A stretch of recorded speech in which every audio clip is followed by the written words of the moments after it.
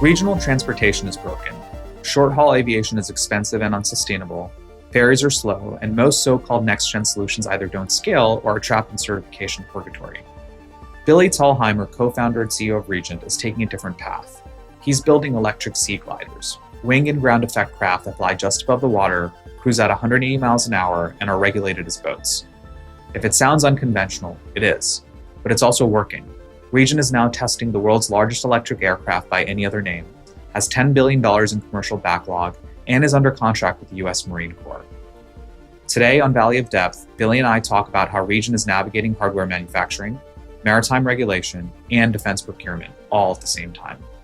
We get into the founding story, the hard technical unlock behind float, foil, and fly, and why low-altitude maritime mobility could play a defining role in the Indo-Pacific. Let's get started. Billy, so you're building in Rhode Island, which is, anyone who knows me, I'm a massive fan of Rhode Island, and I wish one day I could be an honorary roadie. But I do want to know what drove your decision to build Regent in Rhode Island, and what's it been like? Yeah, well, we have some interesting constraints when we're building the next generation of maritime mobility. First off, we need water, so that was sort of important, right? So Yep. Already sort of selected us to coastal states. We looked at the Great Lakes too. Specifically within that coastal constraint, we wanted protected waterways that were sort of deep for some hydrofoil testing, where we could really get the understanding in the early days of testing. And then we wanted also access to the open ocean, to high sea states and high winds. We could really put the vehicle through its paces. So that narrowed us quite a bit. Some of the big cities you might think of as coastal don't have that combination. Actually sort of constrained us to Boston, Rhode Island, and Tampa. We did a lot of our early testing in Tampa with the quarter scale prototype. And we found that from a talent perspective, we could actually recruit way more in the Northeast of the specific kinds of, skill sets we were looking for, boat builders and composites, but also flight controls and flight software and things like that up in New England. And then when it came down to basically Massachusetts versus Rhode Island won out in terms of some of the infrastructure. We're building here in Quonset, where we have a big influx of companies that are coming into the space in both the maritime and defense spaces. So we have these great facilities, 30,000 square feet now. We're building a 250,000 square foot factory. We have tons of test facilities. And then also, this is the center of the sailing world, certainly in the US. And so we have some of the best boat builders, naval architects, hydrodynamicists, composites technicians in the entire country. So for all these reasons, a lot of times I'll get on phone calls and say, where are you located? We're in the Silicon Valley of the East, obviously, Rhode Island. It's well known. And I'll get some weird looks, but in our case, it's just made perfect sense. And since we've come here, the state's really rallied behind us. No, that's great. What's the startup community like in Rhode Island? I would say the startup community was starting up when we got here. Was not necessarily known as the Silicon Valley of the East. I was maybe not today either. But when we got here, it was more like, anything startup was more like small business related, Sure. Right? So, and I would say the state overall sort of chip on the shoulder of being Boston's little brother. And obviously Boston is a tremendous ecosystem for startups. And that's where Regent came out of, and a lot, myself and a lot of the early team through MIT and some of the innovation going on there. What we found recently, and I don't want to take too much credit for this, but it seems like we joined sort of right at the time as this happened. Like, what's Rhode Island good at? Rhode Island's the ocean state. So the entire economy is based on the ocean and Narragansett Bay here. And also Rhode Island has this tremendous impact of defense in terms of naval war colleges here, naval undersea warfare center as well. So there's a huge sort of naval maritime influence. There's a huge defense influence.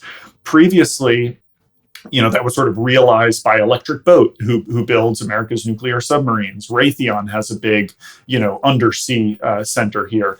But then we came, and there's other startups in the area. There's Flex Marine that's building electric outboard engines, and Gyro Robotics building undersea submersibles. And then more startups came to town. So Vatten is doing subsea submersibles, and Havoc is doing autonomous surface vessels. And then Saab came into town to build their undersea surface vessels. And Anduril is building a factory right across the street from us where they're doing their undersea stuff. So all of a sudden, fast forward, Regent's been here about 3 years now, coming up on our 3rd year anniversary.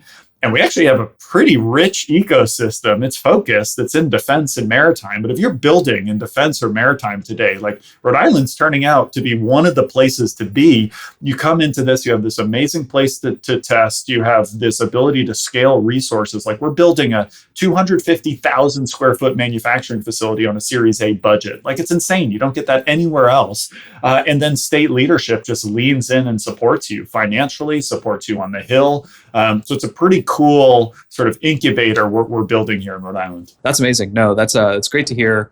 And on your comment on Rhode Island feeling like little brother to Boston, having been to I went to school in Boston.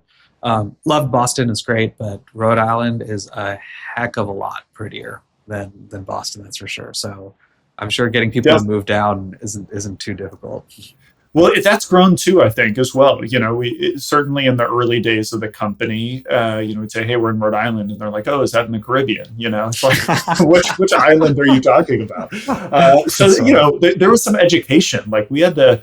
Not only did we have to educate people on Regent and the seagliders sort of before we were known, but we had to educate people on like where the hell is Rhode Island and that it's actually really nice to live here. And I think we've done a decent job at that. And again, the state has seen other startups come to it building in this space. So that's getting easier. We've raised more money. We've proven our technology. That's getting easier. So now it is a great sell. Like, hey, come to Rhode Island. Like you can get 30% more house than you do in Boston. And whether you love, sailing or boating or fishing or swimming or surfing, my co-founder is a big surfer. I'm learning, but if you enjoy the water, if you enjoy the outdoors, if you enjoy the coast, like Rhode Island is an amazing place to be. So come here and build seagliders with us. Yeah, well, I'll tell you, as a New Yorker, it's my last comment on Rhode Island, but as a New Yorker, Rhode Island is actually was and still is on my short list of places I can see myself living in, like long term. So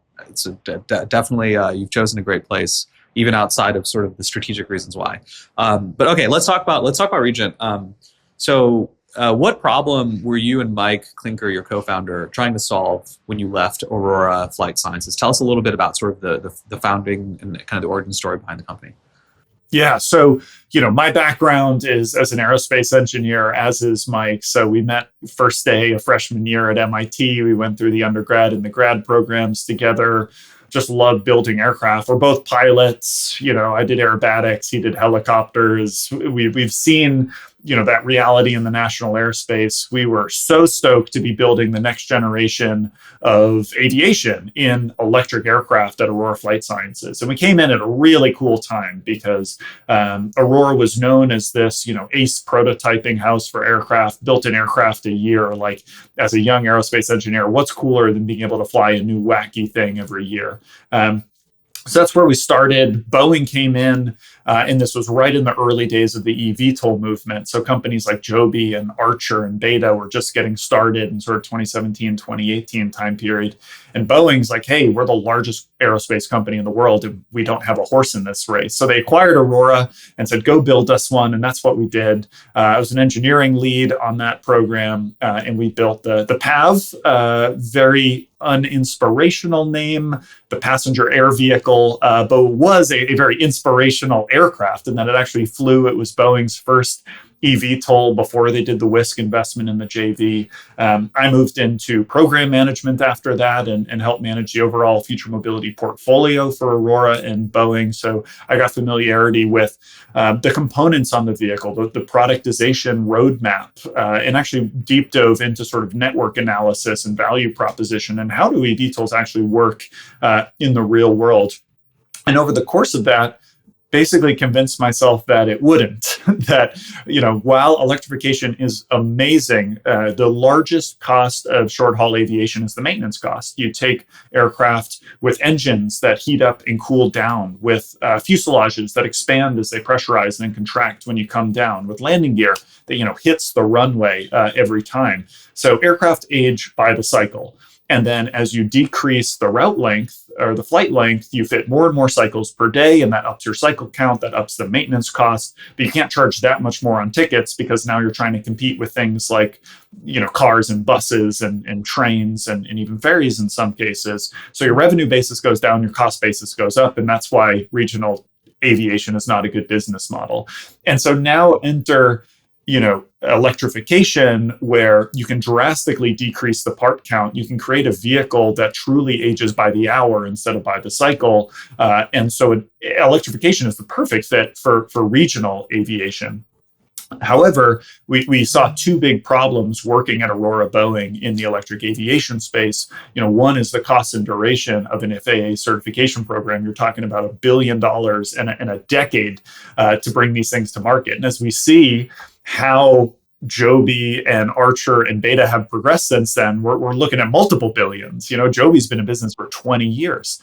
And then even when you get there, you're left with an aircraft that's flying on a battery, and initial estimates were pretty rosy, 200 plus miles. And now you fast forward to today and everyone's talking about 50 miles or less. And that's where our math all those years ago were pointing. It's going to be a 50-mile machine because you're flying up to altitude and you're using that energy. You need reserve fuel, right? If your airport's occupied, you need enough electrons on board to fly somewhere else. So these very rosy estimates all of a sudden end up with just 50 miles. And we already have vehicles that are already electric and they're pretty affordable and they can go 50 miles and they're already starting to be autonomous and they're called cars. So why spend the $1 billion and the decade of certification if you're going to end up with a vehicle that's not that much more competitive than a car anyways? But we saw this opportunity and said, hey, electrification is amazing, both from the cost perspective and the sustainability. And if we can build that in this sort of parallel environment over here in the maritime domain, we can actually unlock both those problems. So we saw this opportunity of reinvigorating the wing and ground effect vehicle, or the ekranoplan, strapping some hydrofoils onto it to add wave tolerance, electrifying it to bring down that operating cost significantly. Quit our jobs, founded Regent, applied to Y Combinator, and that was about 4.5 years ago now. Well, I wasn't going to bring this up just now, but you did mention ekranoplan, and I wanted to talk about that for a second, which is sort of the Soviet era vehicle that was very cool, very interesting to look at, but also ultimately never became mainstream. Tell us a little bit about that and how maybe things are different today. Yeah, so the ekranoplan was one of the world's first experiments with the ground effect. I'd say the very first experiment with ground effect is birds, because every bird flies in ground effect. All flying machines experience ground effect when they're close to the ground. Sort of quick technical description: ground effect is the aerodynamic cushioning effect that you get when you're flying close to a surface. You can imagine it like you're pressurizing the air under the wing, because that air under the wing is more efficient pushing down on a hard surface like the ground or the surface of the water than it is just pushing on air below it. So when you notice birds flying low over the surface, that is the ground effect. When you're on a very turbulent final approach on an airplane, and then you notice getting over the runway and the engines spool down and the bumps go away and you sort of float for a second before touchdown, that too is ground effect. So ground effect was known from the first takeoff from the Wright brothers, right? Because the Wright brothers' first airplane just flew in the ground effect. And so eventually people realized, hey, if you're in this aerodynamically efficient state, you can actually do something with that. You can fly further or carry more payload for sort of the same power plant, the same sized aircraft. And so the ekranoplans were the first real militarized, large effort at building these ground effect vehicles. They called them ekranoplans. So the ekranoplans were pretty crazy. Definitely recommend people go on a Wikipedia or YouTube deep dive on ekranoplans.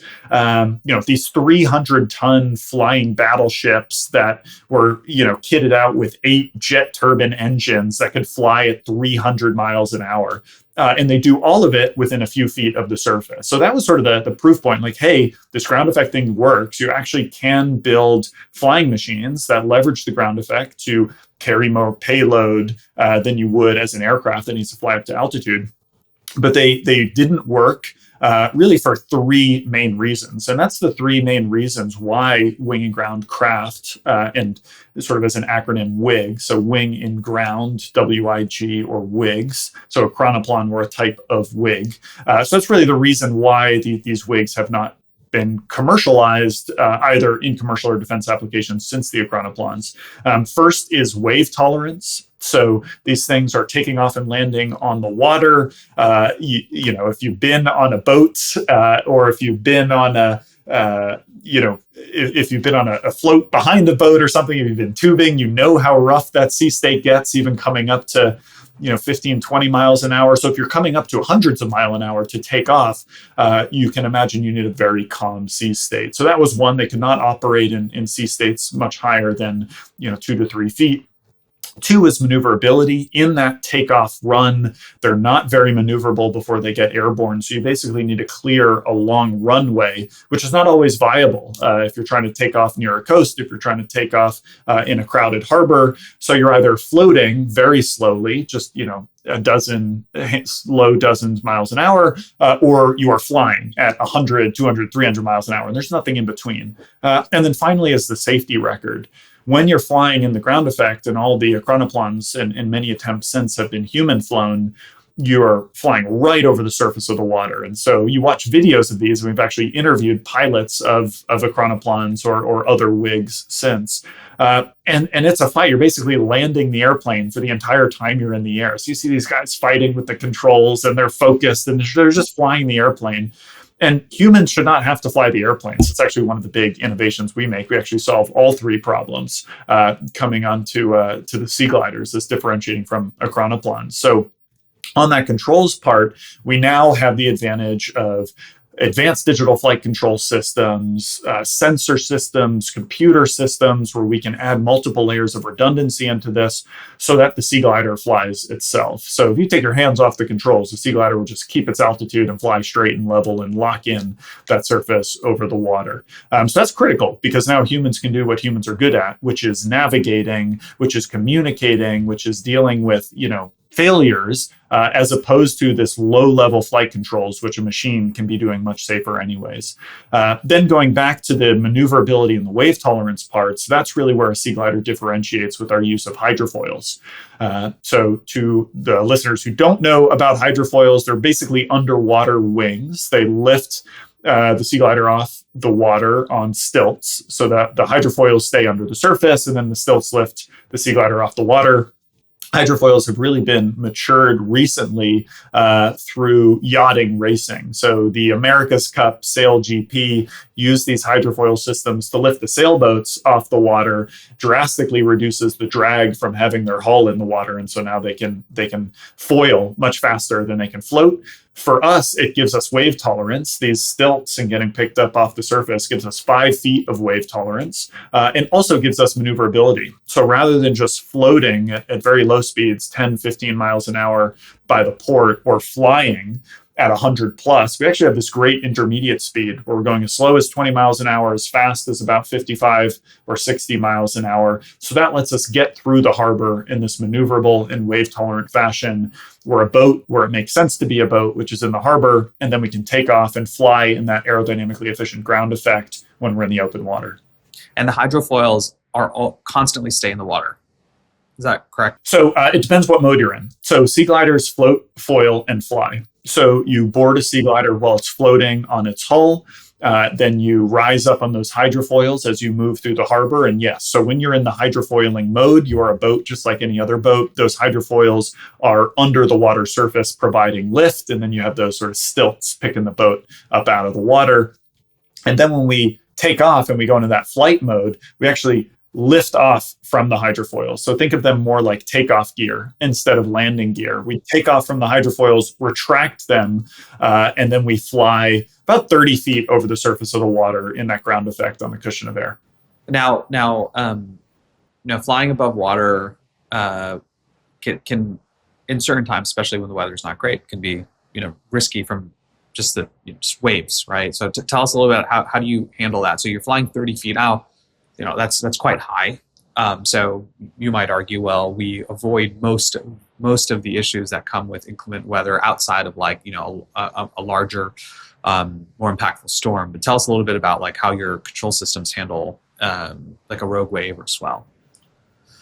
For sure. So we have that difference in sort of the flight altitude versus the ekranoplans, which were typically at sort of single digit feet off the surface. And we're going to be more in that like 20 to 30 foot range. So it will be higher off the surface, still in the cushion of the ground effect, still in the maritime domain. We're still flying below, for example, the height of a sailboat mast or the height of a cruise ship, which can be 50, 60 feet on a sailboat mast, a couple hundred feet on a cruise ship. So we're very much still skimming the surface, but we're high enough that you can have pretty big waves and be at 20 to 30 feet and be flying above them.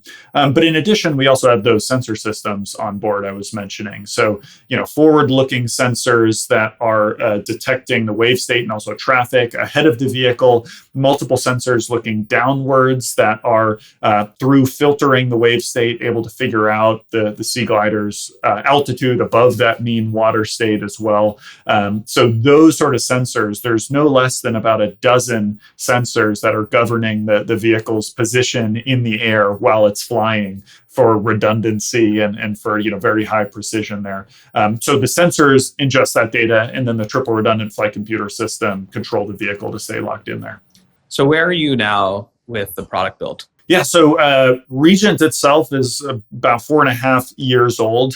Early on, we said, hey, the hardest part of this is this float, foil, fly technology. The sort of technical unlock of the Seaglider is that it's basically simultaneously the fastest foiling boat in the world and the slowest flying wig, or the slowest flying machine in the world. So we need to overlap those speed ranges. On the hydrofoiling side, that means going absolutely as fast as we can with our control systems. Water is almost 1,000 times more dense than air. And so the control issue on this is very difficult. If you look at sort of hydrofoiling recreational boats today, and there are a few very cool boats out there sort of just being sold to people or as ferries, they're typically going about 20 to 30 miles an hour. And we're getting up to that 50 to 60 mile an hour range. So our hydrofoils are being actuated actively front and rear in all degrees of freedom. The height of the vehicle out of the water, the roll, the yaw, the pitch,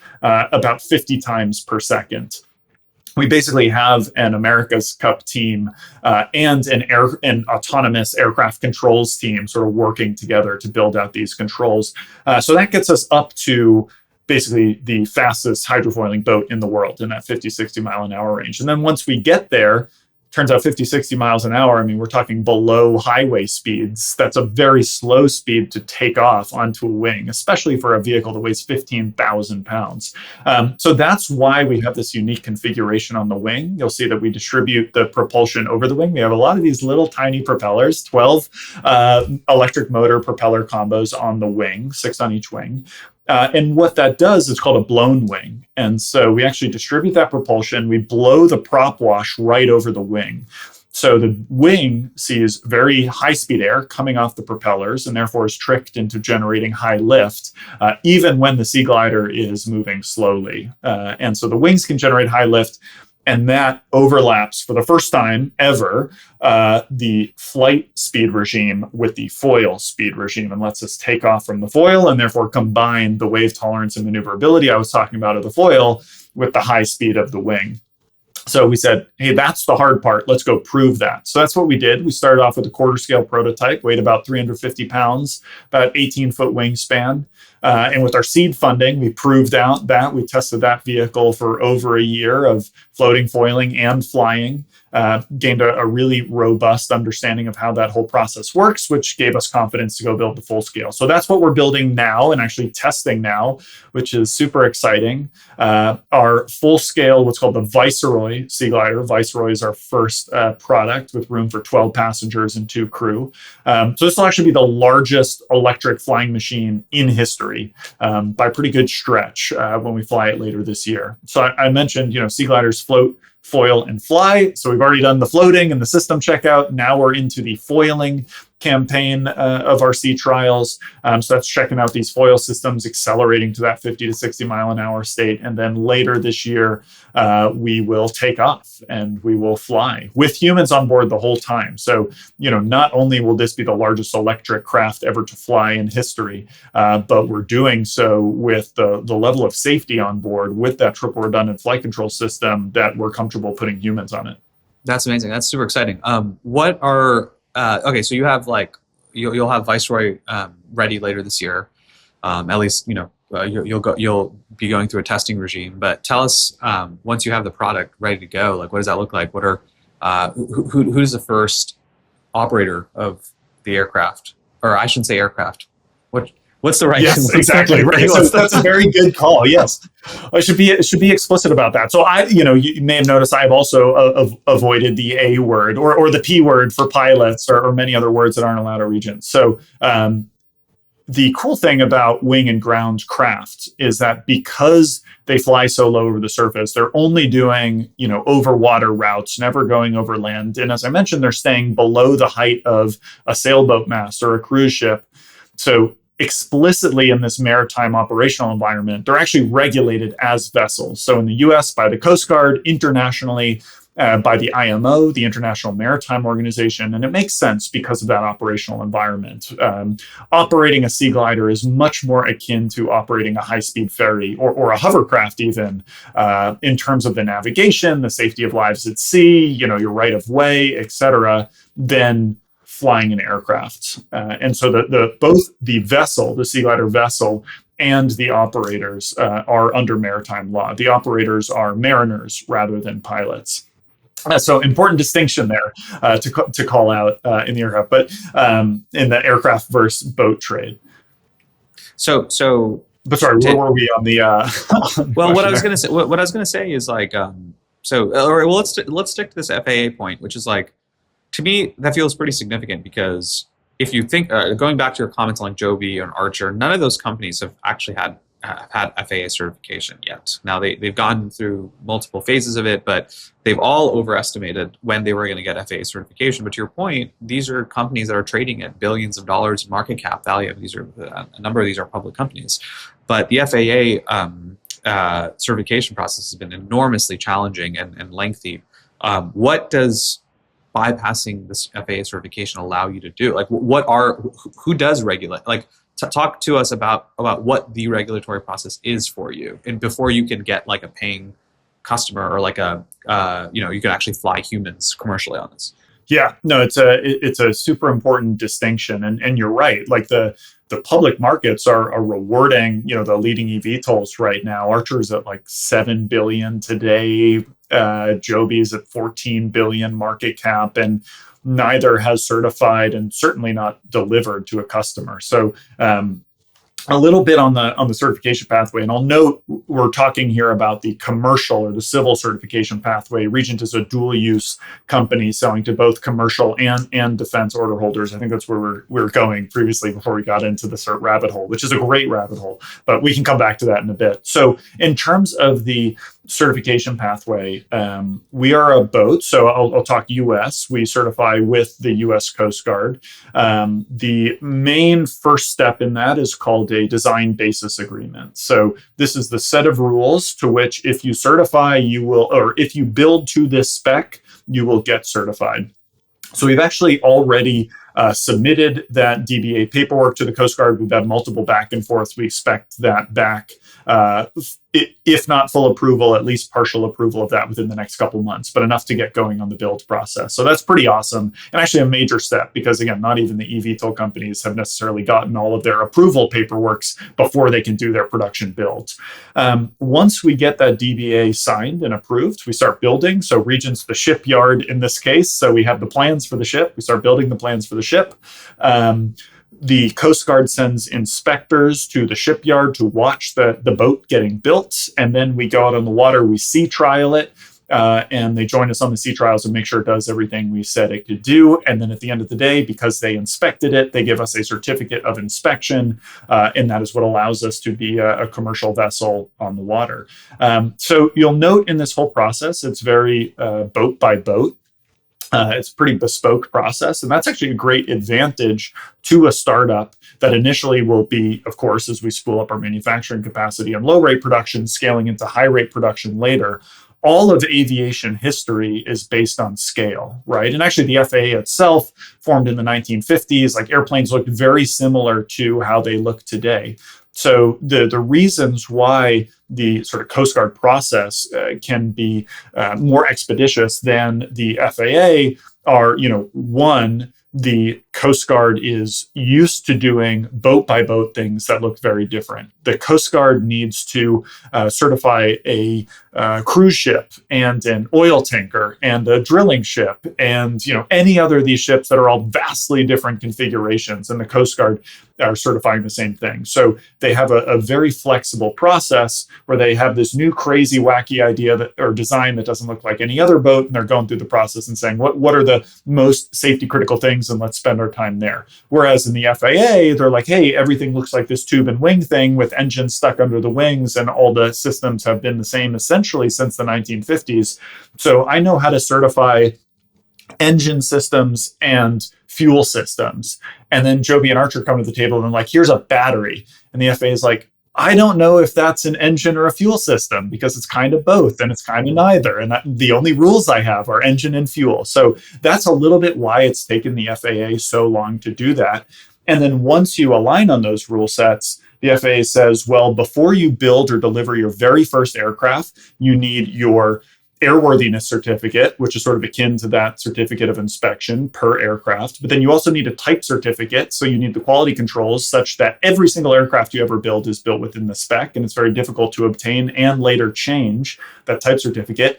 And you need the production certificate, which is your whole manufacturing facility, because the whole brain space of an aviation manufacturer is scale. The FAA says you need to be ready to build that scale to quality from the get-go. And so it's a whole paradigm shift. It's not like we're lowering the safety bar at all with the Coast Guard. The safety is still absolutely there. But they're saying, we're going to focus on your new thing, and we're not going to try to like fit this square peg in this round hole of previous precedent, because we're very used to doing fundamentally new builds. And then when you build the thing, we're going to inspect your vessel and give you a certificate of inspection, and we're going to let you operate. So we don't need to have a full production certificate or type certificate, which lets us, the builder, actually increment and develop the technology. And later, when we're building thousands per year, like that's when we'll have the conversation with the Coast Guard about like, how do we do that type certificate thing? But right, that we can push that down the road for now. So right now, the FAA is not involved. However, is there any precedence or anything where you might worry and say like, well, okay, understood why you fit into the Coast Guard regulatory framework, but wait a minute, that looks like an airplane. Maybe we need to be involved here. Like what happened? Like, have you thought about that scenario and what happens in that scenario? Oh, for sure. And I would say it's not a scenario. The FAA's involvement is a truth. And we've known this, like this is no surprise to us nor our investors, because we have been in conversations with both the FAA and the Coast Guard since our founding, 4.5 years ago. So, and we have briefed to the administrator, deputy administrator level of the FAA, the former administrator of the FAA, Steve Dixon, is on our advisory board, as is the former, number 2 of the Coast Guard, in Admiral Charlie Ray. So we have, very high level connectivity and understanding in both organizations. So here's how it works. Seagliders are vessels as defined by Title 46 in U.S. code. Like there's actually a line, and very few people know it exists, but it is there, that defines a wing and ground craft vessel and puts it under the same certification pathway as other small commercial vessels. So that's there.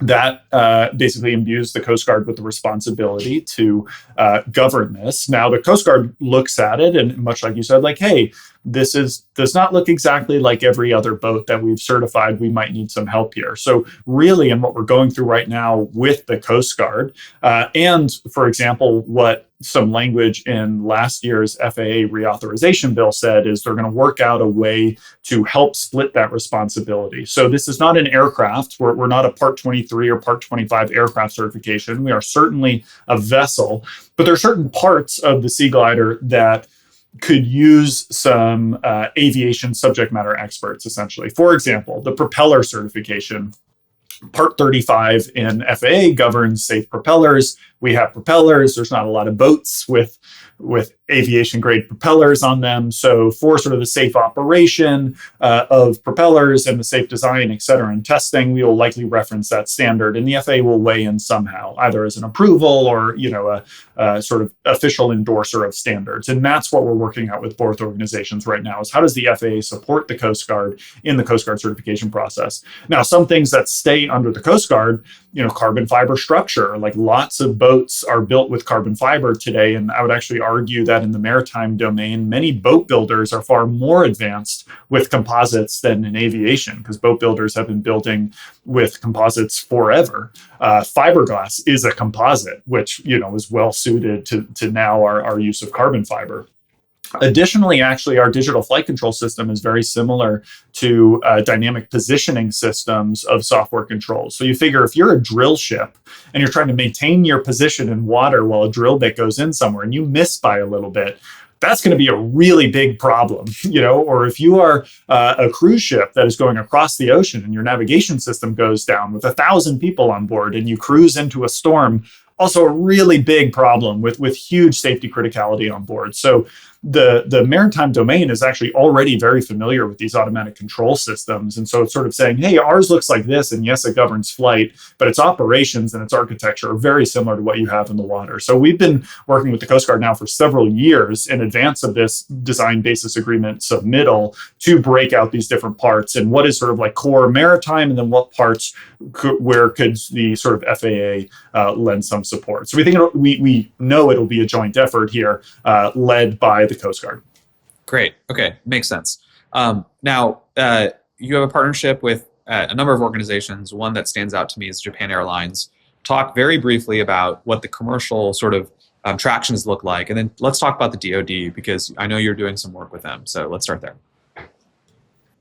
Yeah, so Regent is a dual use company. Sort of that founding vision was, I grew up in the Boston area. We were working in the Boston area. Like, how do you get from a place like Boston to New York, or now that we're in Rhode Island, Providence to New York quickly? Because whether you take a car or the train or an airplane, it's all the same time, it's all the same cost, and it is all certainly painful in different ways. So that was sort of the founding vision, was the commercial vision. Very quickly, we got into defense, and we recently announced Regent Defense. So it's one of the fastest growing part of the business. But on the commercial side, we actually have $10 billion in our commercial backlog in 6 continents around the world of customers wanting to use seagliders for regional coastal transportation. So Japan Airlines is an investor. They've been a fantastic partner and have an incredible use case in Japan, which is undoubtedly a coastal population. Around the world, actually 40% of the world lives in coastal communities. In Japan, that number is far higher. It's a vast majority of the population. And so right now they're using aircraft to connect this. These aircraft on these short routes have all the same problems we talked about earlier with, the aging, getting driven up by these short routes and the cycle life, and basically making it very expensive. And so seagliders can actually help fill in a lot of that. And we're working with Japan Airlines on multiple use cases, from sort of commuting to sightseeing and recreation, to even things like disaster relief. You remember that earthquake and those tsunamis came and hit Japan, and it was very difficult with the limited infrastructure to get people in and out. And so actually seagliders could play a role there too. So that's just sort of one example with Japan Airlines. Our customers all over the world are using it for passenger transportation, cargo, offshore logistics, and of course that's sort of recreation use as well. And how did the conversations with the DoD get started? So the conversations with DoD started very early, and where we realized, and maybe this is obvious now saying it, but we're building this craft, which is very fast, very affordable, extremely easy to operate, essentially silent, and it flies very low over the water. So it doesn't actually touch the water surface, so you can't see it on sonar, but it's so low to the water that it sort of gets lost in the surface clutter and can be below long-range radar. And so maybe obviously a craft like that has extreme use case to DoD. And I would say was, fortunately or unfortunately, depending on your perspective, very well aligned with national security interest in this shift over the past decade or so from a urban sort of desert environments, Afghanistan, Iraq, et cetera, to now the focus really on the Indo-Pacific and a rising China. So the problem, and our primary customer is the Marine Corps. And so you listen to the Commandant of the Marine Corps, General Smith, talk about the Indo-Pacific challenge, and it comes down to contested logistics. How do we move troops and supplies around these island chains, many of which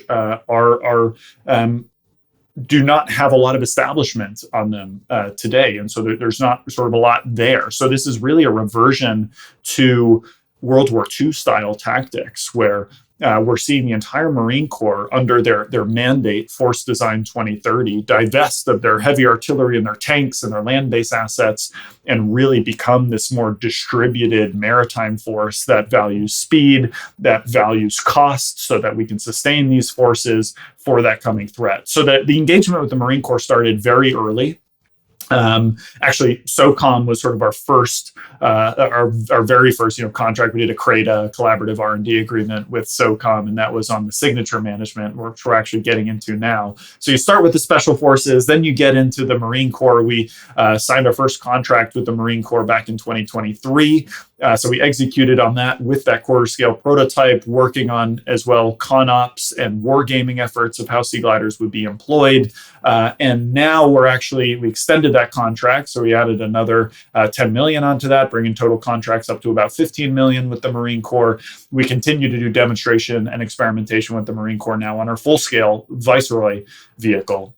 Over that course of time, we've seen not only the buy-in of the Marine Corps and the urgency for seaglider technology and adoption in the Indo-Pacific grow, but we've also seen sort of an interest in an expansion of use cases for the seaglider. So we were very focused initially on contested logistics, but actually going back to Japan, our team just got back from Japan, and the commanding general of the Japanese forces for the U.S. Marine Corps says that the thing that keeps him up at night is medevac and being able to get troops off the water, because we don't actually have an ability to go out and be on the water and support that. And we know that very well because the head of Regent Defense, Tom Huntley, was a former Coast Guard rescue helicopter pilot and flew these missions in the helicopter, which is sort of the best asset we have today. And it's very difficult and treacherous to get out on the water, particularly in storms, and pick people who are injured out of baskets. So Seaglider can go and actually provide that on-water support, which is exciting. And then we're also seeing growth in ISR, so intelligence, surveillance, reconnaissance missions, and what sort of systems can you put on a Seaglider to communicate, to create communications networks, or to sort of listen to what's going on beneath in anti-sub warfare. And additionally, we're seeing the Seaglider being able to be employed as a mothership. So can a Seaglider, potentially autonomous, fly with a payload of additional autonomous packages, whether it's UAVs, USVs, UUVs, so an air, surface, or undersea, sort of in that Operation Spiderweb kind of mentality, where now the Seaglider is the truck and it's carrying a package of a lot of smaller drones. So we've seen our mission set grow significantly. We've seen interest grow beyond the Marine Corps. That's why we launched Regent Defense, so that we're going to expand in that mission sets. We're going to expand in operational capability from human crewed to autonomous now as well. We're going to expand in range. So our commercial version is just electric. We're adding a hybrid version to extend that range from 180 miles to 1,600 miles. And we're also expanding our family of systems and platform sizes. That quarter scale prototype that proved Seaglider technology in the first case and is totally working, in that we have used it for over a year. Every time the Marine Corps came to town, they said, well, that thing's pretty interesting too. Can we get more of that? So we're actually going to be productizing our quarter scale to be both a unmanned air and surface vessel. So we've dubbed that our USAV. Yeah. Well, okay, super exciting. And it sounds like both very, very viable and substantial market opportunities. Like when you look at both of those, and when you think about putting sort of your kind of production hat on, you need to scale production for these vehicles, which are I'm sure are not necessarily easy to build today. Where do you see the bigger market opportunity, and how are you thinking about scaling your production and manufacturing to meet those needs. I also assume that the military grade vehicles are going to be there's going to be some pretty substantial modifications to them, right? And I think one of the things you mentioned here was propulsion, i.e., range. I'm sure that's a huge part of what the military needs in terms of in a contested logistics theater. Well, the whole key was actually that we could start with the same SKU. And so there actually were not drastic differences between the initial vehicle we're selling to our commercial customers and to the Marine Corps. And that remains the case. So that base Viceroy, 12 passengers, 3,500 pounds of payload, all battery electric system with 180-mile range is still the first thing that we're experimenting with the Marine Corps and is very valid in the hub and spoke logistics networks of today. They typically have a radius of about 100 to 200 miles, so it works super well in that range anyways, and also as a medevac platform where that can be shorter range. And so that makes a lot of sense. We can build that. We can actually allocate manufacturing capacity to both commercial or defense customers. And then from there, we can grow. So that's been our plan, is sort of start with the same SKU that has relevance to both, and then we can expand into the specificities of the defense market, including autonomy, which is really just sort of a switch, because all of that autonomous capability is already baked in terms of the automated flight control systems, the triple redundant computer systems. The only thing the autonomy package does is going to make decisions, is going to tie that sensor input, which we're really just presenting to the captain to say what's out there, and the captain's deciding left or right, fast or slow. And so now the autonomy system will decide left or right, fast or slow. So it's really just tying the sensors to the flight controls. The hybridization, we're designing to be modular. So you basically take your base all-electric Viceroy Seaglider, you take out half the batteries, you put in a turbo generator system, and now you've bought yourself, that 1,600-mile range as opposed to your 180-mile range. But the majority of the systems and structures and manufacturing is still shared with that commercial SKU with the all-electric version. And so really, it's about trying to keep these pretty aligned as we build for our commercial and defense markets. That's the best way to be successful as a manufacturer. And then, productizing the quarter scale, that would come off a different line as well. And we're sort of in the early stages of that development with the Marine Corps, but we see that as upside. So you've raised about $90 million so far. Correct me if I'm wrong, by the way, on that. So $90 million from a whole host of really great investors. Tell me a little bit about the investor conversation. How have those gone so far, and what are the more common skeptic questions you get from investors? Yeah, I think we're up a little over 100 million now, but we certainly have an awesome cap table with both financial and strategics on board. So as we're going out and talking to investors, the skepticisms initially were, well, you're building something that's constrained to waterways. So how big is that market really? And so we did a full study of, how do people move today? Because all of that data is available. So we literally tracked every passenger and cargo movement on every coastline on the planet, whether it be on ferries and boats, or coastal rail or aircraft that are connecting coastal cities, or even cars and buses, and sort of did an analysis of which of those between 50 and 400 miles on the electric version could take seagliders. And then we also looked at how many vehicles are being bought and used today by US DoD and departments of defense around the world that are doing mission sets that seagliders could actually do. So that total number is well over 600 billion when we combine the commercial passenger, commercial logistics, and defense markets to this. So the coastal market is massive. That was sort of the first one. Then it was, does the certification thing really work out? And at this point, we've really proven with the Coast Guard, and very imminently we'll have that approved DBA, that design basis agreement, that yes,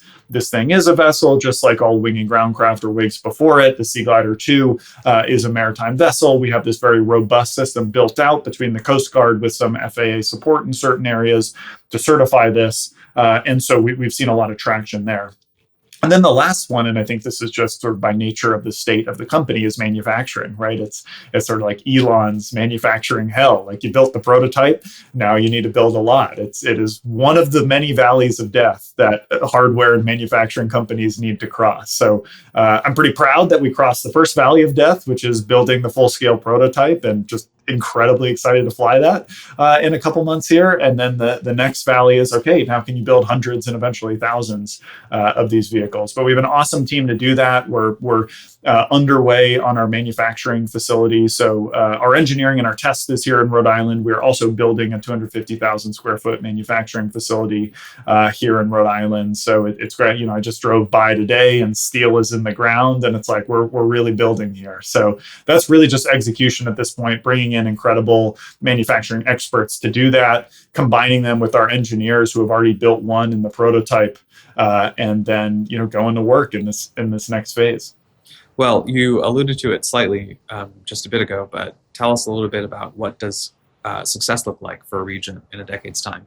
Yeah, I think about this a lot. So, success for Regent to me, and sort of like a qualitative measure is, when kindergartners are at school learning about all the modes of transportation, they learn about cars and trains and boats and planes and seagliders. And it is just so much of a fabric of how humanity is connected. And people are getting to work on seagliders, and you visit loved ones on seagliders. And, when you come up to Rhode Island from New York, you're going to glide your way to Rhode Island, right? It's just going to be like a fabric of how humanity moves, whether in commercial or defense. So like that is the mark of success. This is a truly global product. This can proliferate over the entire planet. The market is massive. The use case and the need is clearly massive. So that's success for me. It's that every single person on the planet knows about and has flown on seagliders in 10 years.